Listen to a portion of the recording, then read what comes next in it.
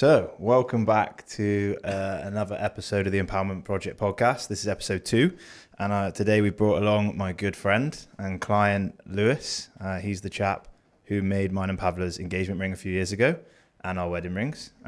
We've become good friends over the last few years, and he enjoyed the program as well as a client. August, was it last year now? Yeah, beginning of August I started with you. Yes. And it's been a bit of a journey. Hell of a journey, mate. Hey. Yeah. So before we bring him on today, just to share a little bit about what he's been up to, how he's been getting on, and just some of the lessons that he's learnt. So hopefully help some of you guys that are watching and listening to this.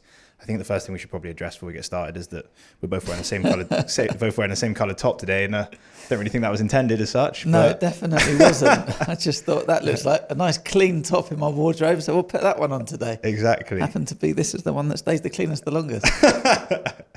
So, mate, let's give the listener a little bit of perspective. Where was you like last summer? So sort of May, June time, a little bit. Obviously, we were speaking a little bit, but we wasn't necessarily working together then. I know you were still training quite regularly. Yeah.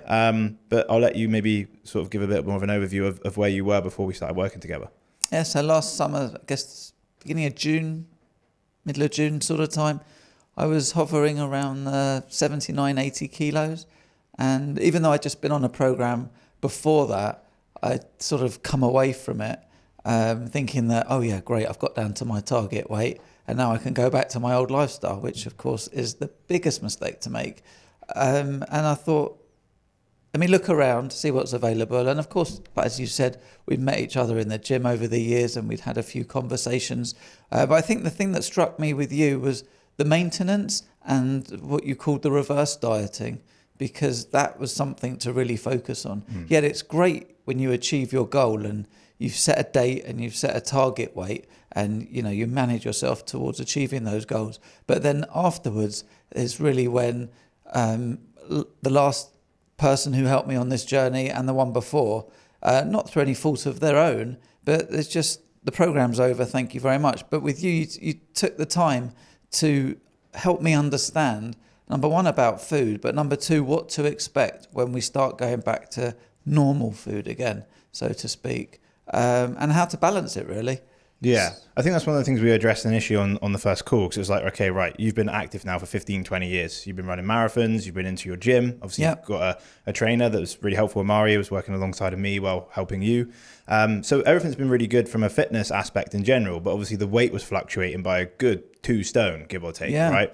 So we were just thinking like, right, why is this the case? And obviously for you, it's like either you're in this dieting mentality or you resort back to previous habits. So I was like, right, on this journey of losing weight once again, we now need to learn things along the way that are going to help you to keep this off in the future. Otherwise, maintenance is somewhat pointless, and you constantly fighting against yourself to lose 2 stone and regain it almost seems somewhat pointless as well, right? That's right. Yeah. So, I mean, along that journey initially, we spent from August till probably, September, October time, just first of all, just reforming a few different new habits, different maybe ideas around food. Yeah. It wasn't necessarily overly aggressive or anything from a fat loss perspective. There was just not really too much expectations as such. I was like, let's just take it slowly and see how we go.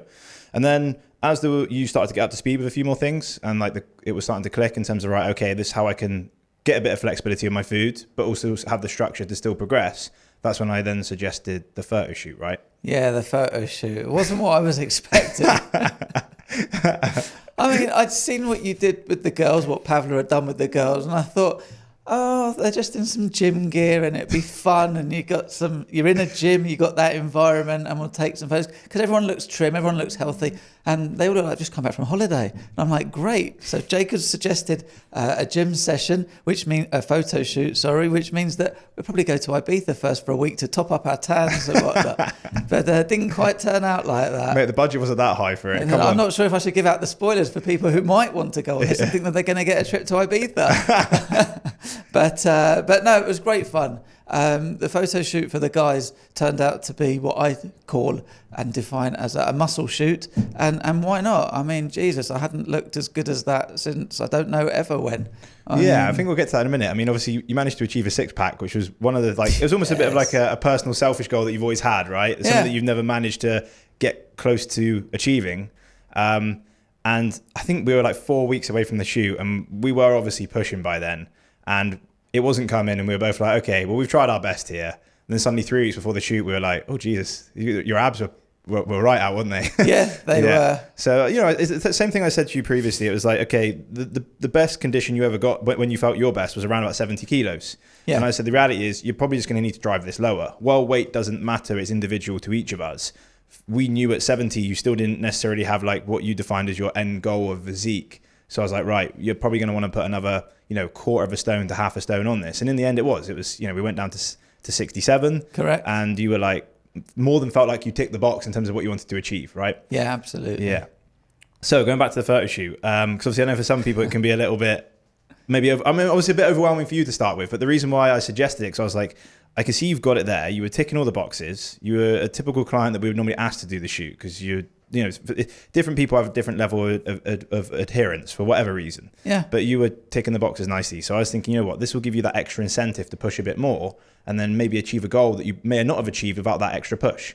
Well, the other reason to carry on doing it, even though I thought I would finish sort of beginning of November, was that if I did stop then, with all the Christmas parties coming up with the office, etc., I would probably ended up putting on half of what I'd lost before Christmas. Exactly. So it helped incentivize me. Yeah, it could give you that additional bit of focus, right? Yes. And I think that's what we all need. Like even now, like we'll get to this later on, but you're now focusing on other things post fat loss to still keep moving you forwards. It's like it's always important to have something to keep you interested.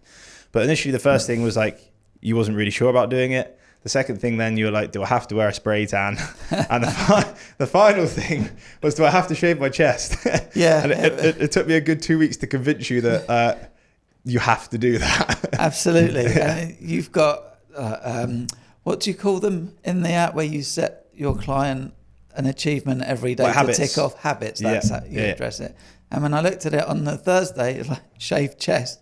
And then Friday, go for your spray tan that I've booked you in for, because Saturday morning was the shoot. Yeah. But by this point, I was already, in for a penny, in for a pound. Let's go for it. Yeah. And couldn't be happier with the results. It's good fun, isn't it? Obviously, from my perspective, doing it as well. And I felt a similar way doing it. I was like, I'm a bit camera shy. I don't like it. I never had a fake tan or anything like this either. And it's not really about like, I don't know, on the photos and stuff, they're cool to look at. But I feel like it's more the journey you go on just to achieve like that goal is actually quite cool. And it almost is like a little bit of a testament to yourself because you're like, you know what, I can push myself a bit more than I realized, or I can actually achieve potentially a little bit more than I even thought was potentially possible to start with. Yeah, for sure. I mean, the days that you put me on, the alternate days in the 2 weeks leading up, what you called the death days. Yeah.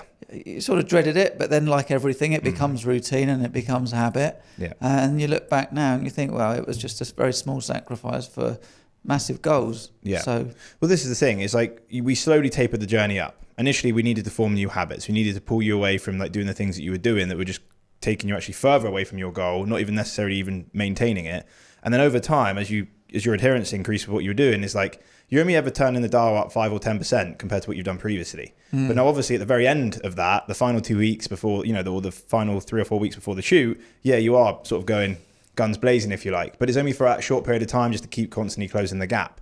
And by then, it's like you said, you're already doing 90% of it. It's just turning it up that little bit more, so it doesn't feel necessarily so overwhelming. If you're already on 10 or 12,000 steps a day and it's now like, right, now do 12 to 15, it doesn't feel like a crazy jump in comparison to when you first started off on like 3 to 5, right? Absolutely. Yeah, so it's like slow. I mean, nowadays you manage to maintain some of these things because it's become part of your lifestyle, right? Yeah, habits, like you say. I think that's what it all comes down to. Yeah. Whether it's the fitness, whether it's the diet side of things, everything in life comes down to those habits. Yeah. So we are now about 3.5-ish months post photo shoot. Yeah. Obviously, for a lot of people, they may look at some of these results and go, "Oh, it all looks good," but they probably just managed to get that for the day, and then going back to point zero afterwards. And like we spoke about this at the very, very start a minute ago. A large part of what I like to do with people is help them find a middle grounding. Mm-hmm. Doesn't necessarily mean I was fully honest with you, I don't know if you were ever going to actually maintain that dead on to what you achieved. And it's not possible. No, exactly. And that's what I've learned. Yeah, but I said to you, like, if our aim is to keep you within 10 or 20% of that, and then I think that's going that far initially has been more than worthwhile. And, it's a good experience for you. It's managed to make you achieve a result you can feel proud of, but then you can also maintain a place that you feel pretty happy with as well. So how have things been the first like sort of 3 months or so this year, or 3 months post shoot? Do you know what? Pretty good. I'm still hovering around the weight I was when I did the shoot, and subsequent to the shoot over the Christmas period, went abroad for a week. So the food out there was nothing like the food that we have day to day. And you're on holiday. I went abroad to visit family, and you have family home cooking. And of course, there's no way of quantifying what sort of calories go in there. You just had to switch off for a bit. And I think the hardest bit was the mental block and trying to accept the fact that I've got different foods now. I'm going to put on weight. Aside from the actual food you're eating, you've also got to take into consideration the fact that you're traveling by air, and with air travel comes fluctuation in body weight because there's water retention, etc. So come back a week, maybe 10 days later, I was pretty much back to where I started. And it just goes to show, listen to Jacob. He knows what he's talking about, and enjoy yourself when he says enjoy himself. I mean, we literally went for dinner last night, right? And I said to you, this week I gave you some ideas of what I wanted you to do throughout the week. And I said, right, when we go for dinner, we just have what you want. Don't overthink it. Literally enjoy it. Whatever it is tomorrow, like let it go. Don't eat on the basis of you eating like a fool, but you're going there to enjoy yourself. So have what you want to have, right? And sometimes that's needed. It's very much needed. And you can still look and feel great and eat what you want within reason. There just needs to be elements of structure around the edges to help balance that, right? Yeah, and it's where you make trade-offs. Like, you don't necessarily always know what's in everything you're eating nowadays. It's like that 2 weeks you went away for. It was just a case of having some rough principles to follow that are going to help sort of balance the boat. But I do think to start with, a lot of people, when you don't, what you don't know doesn't hurt. That's and it's right. like, even you said to me before when we first worked together, I still remember this. You're like, I don't really see what I'm going wrong. I'm not eating much. I only have the old croissant. My weight keeps going up. I'm like, well, in some respects, you must be full of shit. Right? So the thing is, the more perspective you've had nowadays around like what's inside the foods you're eating, how it makes you feel, if you have this today, what to do tomorrow, it's then easier to make like them guesstimated but a bit more informed decisions, right? And that's probably how you feel nowadays, right? Yeah, and one of the old terms that I'd used to use would be, say, cheat days or cheat meals. Oh, God. And that is just the biggest faux pas, because there's no such thing. You've got to go through life having meals as and when you want them, but also balancing stuff out.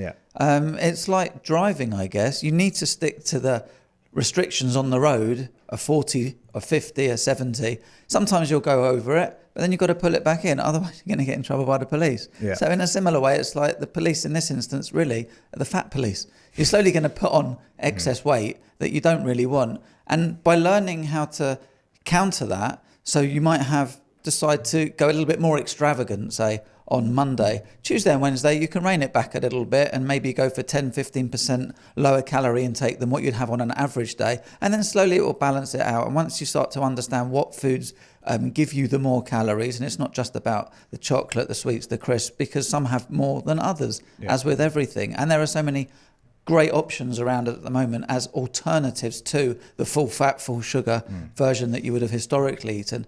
I think the lessons that Pav have given us have just been invaluable. You know, it's been great. I think a large part of this now for you as well is like realizing that, okay, look, 70, 80% of my diet, if I keep it just natural, simple, single ingredient foods, they taste good, it's easy to cook, easy to prepare, I'll feel good. And then sort of the remainder, do what you like within reason, but then also balance that from one day to the other.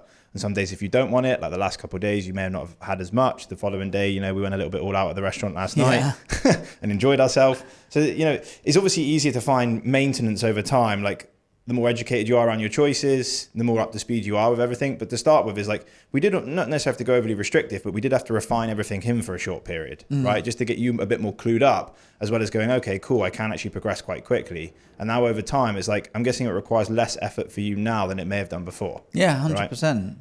The effort, it's nothing really. Yeah, it's a lot easier. Yeah, I mean, you still check the packets. I think it's habitual. Going to the supermarkets, you're looking for something to eat and you check the packets on that and what can I mix that with, or what am I going to cook it with, etc.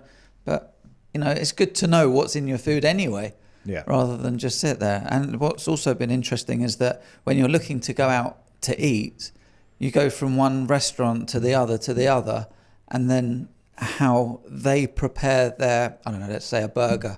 Some might prepare it where it totals 600 calories and others double that. But on the face of it, they look like they're exactly the same burger. So doing a little bit of research maybe before you go out, but not to the extent where you don't want to enjoy, you don't want to go to nice places, also makes a heck of a difference. And this is what I was saying to you, is like, think about what's in front of you and be more educated with the meals of it. Like, because like you said, like the numbers on restaurant menus, all this type of stuff, sometimes it just can be a bit wishy-washy. Oh, for sure. So if you're a little bit more aware of, okay, like I probably know what's roughly inside of this, how this is going to make me feel, okay, this may be a bit of a bigger meal, I'll do this tomorrow. It's just a more of a logical, calculated way of doing things. And then you don't have to sit there and go, oh my God, I just had a 2,000 calorie meal because that's what the menu suggests, when sometimes it may be not that extent. And even if it is, you sort of know how to balance that elsewhere in the week. Yes. I mean, the thing is, I'm guessing what we probably should say is like when you were on that photo shoot prep and you did achieve your first ever six pack, is that it was definitely a lot more refined for a while, right? Like you did have to push. And I think it's important for people to know that, like you were putting in a lot of effort. You know, you're very good at ticking boxes. Anything I give you, just tick it off, no matter what it is. But you were ticking boxes constantly. But in the grand scheme of things, it wasn't for that long. I think we pushed for potentially about, 10, 12 weeks? Yeah. And in that 10, 12 weeks, you dropped roughly how much weight? Good 3-4 kilos or so. Yeah, in that period. Not more, yeah. And then prior to that, it was about the same, wasn't it? So yeah. in total, we were sort of around about a stone to a stone and a half. But obviously that final bit that we chipped off took a little bit longer, but that was like the very bottom end of your weight to really lean you out, wasn't it? Yes. But a large part of that was to try and like make sure that you were still retaining on to a good bit of muscle while dieting. So it wasn't like making sure that we just like crashed the calories and getting you moving loads. It's also like focusing on the quality of your food. So your body composition still maintained, if not actually improved as you got leaner. And that was a large part of the focus. Because that's where some people can go wrong. They just drong their calories down. And even if you're at a lighter weight, you may not necessarily look any better for it. Right. So, mate, I was dead impressed. Even for like, I looked at them photos 3 weeks out and I was like, said to Pavel, I was like, shit, he's actually got a six pack. He's done it. I thought it was cool. And I know you were dead proud of yourself as well. Yeah, right? For sure. And we still maintained that to this day then? Yeah. I'm not standing up now and taking off my shirt. But yes, very much so. Still maintain. I think that will be it moving forward. I don't really want to regress back to how it used to be because it made me feel sluggish. It made me feel tired. You know, you're between sizes on clothes, etc., and it wasn't comfortable. So what was the one thing you told me as well last night? Like you finally went out and slung out a load of clothes and bought a load of new... Yeah, a load of new trousers, got rid of the old ones. So it took you 3 months because you wanted to just make sure, right? Yeah, I think in the back of my head there was always that it could come back. You know, the waist could suddenly expand, etc. But no, it hasn't. And I think the reverse diet has been key to everything. Yeah. Because there's no point just having meals that will help you get down. Once you've got to that point, where do you go from there? And that's something that you focus on that I don't believe anyone else has, certainly not for me anyway. It's just a bit of a mindset shift. I mean, what needs to be done is fairly simple. It's like you can't go back to doing what you did before. You can't stay on this road to losing consistent body weight. We need to find somewhere in the middle. Yeah. Now, what that looks like for everybody is slightly different. Maybe the case for you that we actually need to bring you back up a little bit in weight for it to be okay. Maybe the case that we can keep you somewhat there. For you, it was the case that we could keep you relatively close. So just fluctuate within a couple kilos max, right? And you're quite happy with the lifestyle that you live versus like what it requires to maintain. But I made you fully aware after the shoot. I was like, regardless of what you're doing, if you stay here or not, you're staying with me for at least 4 to 8 weeks because I'm not allowing you to go back to where you were, right? And I say that to every person. I'm like, please just give me a little bit longer after we've got you to a place where you're like feeling great. So I know out the back end of that, most people are on a high. They're like, wow, I feel great. I've achieved this really cool goal.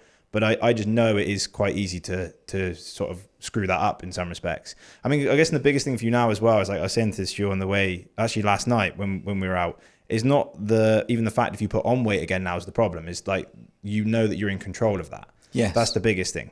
So if you go out and, you know, you have a bit of a fun few weeks away, maybe a bit like not like overindulged or whatever, you know, even if the weight goes up a bit, you know what you're in control of sort of bringing that back down to a point where you're happy with it, where previously is like you felt like you were in control of that. Not in control of that thing. So that when it was going up, it felt like it was constantly going up. And maybe you were just lying to yourself a bit that like, okay, I'm trying to bring it down, but you wasn't. Yeah, possibly some of that. Yeah, exactly. Well, we've all done it. I've done the same as well. Like when it keeps slowly tottling up, you know, when I had that, I'll talk about my journey a little bit in another podcast, but when I was gaining weight quite a bit throughout the lockdown, you just sort of kid yourself sometimes. You know, as I was going up a little bit, and before you know it, it's gone back up to where it was previously, right? Yeah. But like, it's now knowing that that if that does go up, and you know whatever happens, you can just bring that back down. So you're in a place where you just sort of feel like you're in more of control over your health and fitness. Yes. Which is a better place to be. So it's not really always about the weight. It's about like what you learn about yourself and your control around what you're doing in order for you to just have that better balance over time. Yeah, and sometimes you can't put a number on exactly what weight you want to be at that will make you comfortable because you've got to look in the mirror and you've got to say, actually, the way I look right now, I actually look really good. So if I dropped another few kilos, I'd probably overdo it and look maybe a bit gaunt or a bit underweight. Yeah. So you need to sort of, yes, the scales are important, but that's not the be all and end all. And like you say, you could go to bed after having a heavy dinner last night and, a couple of glasses of water or any drink, and you're going to wake up in the morning, you'll be heavier simply because the meal's still on you. Yeah. Whereas if you had that exact same meal with the same drinks for breakfast and really had something light during the day, in the evening, you'd wake up and you'd be maybe a kilo or two lighter than you would have been with the heavier meal. And this is why you've got to take it with a pinch of salt. I think sometimes you have to. I mean, it gives you a point of direction. Like we knew sort of where you roughly needed to be, and it's the same with me. I know within a few kilos of a certain number, I sort of look and feel how I want to. I feel good. I feel like I've got more energy. I feel lighter. And it's the same with you. Like you mentioned before, when it's not always just about the weight loss. When you're heavier, you feel more sluggish. You obviously don't feel as great about yourself. It just affects loads of stuff. So being lighter is a good thing, but what that consists of for each of us is different. And the number is totally irrelevant. It's just subjective to you, right? Yes. And it gives you a bit of a point of direction. The interesting thing as well is like, you were no different with this, no different to any other client we basically work with. I have this problem with everybody. When you first started, some weeks like you're ticking all the boxes, you're doing what you need to be doing, and then get a message going, I don't get it, I've put on a kilo this week, right? Well, now you've literally just sat there and explained why that's the case. And now now you know why. But it's just interesting because to start with, you felt probably the same way as like 95% of people that we work with. I've done everything I should have done this week, but it's not moving. I'm like, no, it probably is. How much water did you drink last night? Right? It's simple things like that. But it's just like, it may sound simple on paper for a lot of people, they don't think logically about that. And I'm guessing it's because they want to see such fast results to start with. They just don't give themselves the opportunity to actually try something for long enough as well. Yeah, well, we live in a society of instant results, don't we? So everyone wants everything now. We're no different to anyone else. Yeah. But then, like you say, once you start working on the program, once you understand what food you're eating and what you're giving back, so to speak, then it makes the journey a lot more fun and enjoyable. And it should be. Food 3 times a day, 21 meals a week. We need to be able to enjoy it, not just have it because it's going to get us down a few kilos, down a few stone, whatever it might be. We need to have it because we enjoy it, so we might as well make it enjoyable. Yeah. And you've certainly done that. Yeah. I'm sure that there'll be a photo up here at some point put on the screen of Lewis and how he looked. We'll edit that in somewhere at some point. But a lot of people may look at that and think you had to do something like that you just didn't enjoy. It was really painful. It was extremely challenging. But I remember you even saying to me on the shoot, like you just enjoyed the push. You enjoyed the process.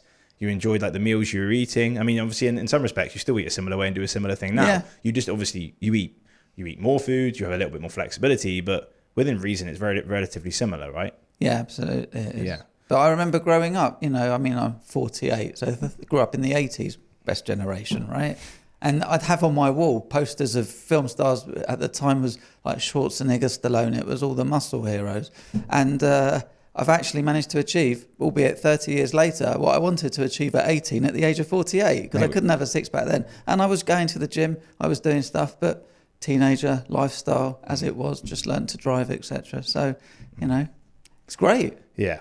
It's about getting the right thing right based on whatever you currently want to achieve. You have to make sure that you're ticking the boxes there first, or you're just going to feel like the rest of the things you're doing are a bit of a waste of time, right? And I remember when we were having that chat in the gym in the summer, and this was before we started working together. You just came over to me, have a chat with me, and you were like, I'm training loads, I feel like I'm eating well, I'm moving a lot, but nothing really seems to be moving. Mm-hmm. And I'm like, well, look, your biggest priority at the moment, by the sounds of it, is that you want to lose more body fat again, and you ideally want to keep that down and keep it a bit lower. Yes. And that was your primary aim. And while you were strength training and everything, there was just not, like, nutrition was the thing you were putting the least attention into, when really at that time, it was something you probably need to put the most attention into. Correct. Like, to actually see progress, but then also understand, okay, like, how can I just make a bit of a lifestyle change here? I think that's what's key. Because previously it was like, you went on a journey, you stopped the journey, you went back. It's like, okay, now how can we just keep you on the journey in a way that feels like manageable, enjoyable, and just keep you building out the back end of that? So that's obviously what we focused on last year. We made that happen. This year, the first 3 months, we've just focused on maintaining. I feel like you've really ticked the box and nailed it there now. So what's next? Big question. What is next? Well, maintenance. Yeah. And strength training, I guess. Yeah. Let's go from here. I mean, look, I've been trying. wound. Bit of a strain in the gym last week, but it's getting better. Nothing too serious. Well, you used to obviously be a keen runner. I know you've obviously got some issues like with the knees and stuff, but you used to run at quite a lot heavier weight, right? You were a good 2 stone so heavier. I was more than that. Yeah. I mean, I'm 68, 69 kilos now, and I was like 96 when I started the program, a long time ago. Yeah. And that's when I was running marathons, so I was a good extra third of my body weight heavier. Right. So my knees are a little bit wishy-washy, but I'm seeing physio now, and I'm having some fitness plan put in for my knees to help. And I'd like to get back to maybe not necessarily a full marathon. I mean, I have done 17 of them, so maybe a half, and that would be great. Yeah. Well, I think it'd be interesting when we get back to that now, because like you're a lot lighter. So it's like throwing a big heavy rucksack off your back. You've obviously been continuing to strength train, so your strength is only gradually elevating now. So it'd be interesting to see what you're like from a performance point of view with some of your marathon times. I think we could definitely get a PB relatively quickly. So it'd be interesting. And this is like the part that I really like to focus on with people once they've achieved their fat loss goal. Because like I said, I think having some point of direction is always important. So this is where it was like, okay, initially you wanted to get to a point where you felt really lean and maybe even exceed what you did before. And we did that. We ticked that box. The next part then is like, right, let's learn how to maintain this. So that's the next part of the next focus. You've now managed to do that, and you now feel like you've ticked that, and you're in a point or at a place where you're like, okay, if it's a bit over here, I know how to manage it there. You feel like you're in control of that. So it's like, now we need something that's next. Well, years ago, I did have ambitions of running the Big Five, London, the Big Five marathons, London, Tokyo, Amsterdam, New York, and Paris. I think they are. I've done 2 of them. I've done New York. I've done London. So yeah, let's see. Maybe I can tick off that bucket list. Yeah, maybe a good thing. Because now we can talk about food from a different point of view, like like how you're fueling your body in order to perform better. Which I think really for most people that's where their fitness needs to go long term. Like it's all good having a fat loss goal. I think there's nothing wrong with that. And it's all good wanting to get to a point where you're maybe really lean or whatever. It's good to test yourself, and it's a good testament to yourself to do it. But there has to be a point in time where you move away from that. You can't always be like self-critical of going, oh, could I go a bit leaner, or should I diet once again? And you have to move away from that at some point, right? So now the fact that you can be like, okay, like, how can I eat in a way to make myself even feel more energized, to get stronger, to get fitter, to get faster? It's like you're still pushing yourself, but you're pushing yourself for different means than being critical of your physique, right? Yes. Which I think is really what the medium to longer term health and fitness should be about, and really probably about as a whole. But I get it, a lot of people we work with to start with just don't feel comfortable with the weight that they have, so we have to address that initially. There's no point me telling them to focus on something else when that is primarily the aim. Correct. But now I feel like it's a good thing for you. It gives you more direction, and it's almost a bit of like an evergreen goal.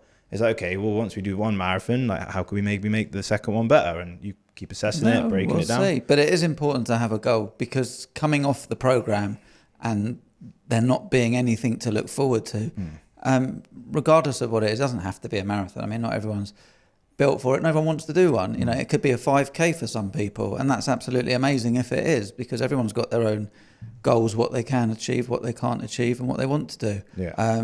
For others, it might be, I don't know, a hike somewhere, or just doing more walking, or achieving something that's personal to them, but that's a big achievement for them. Yeah.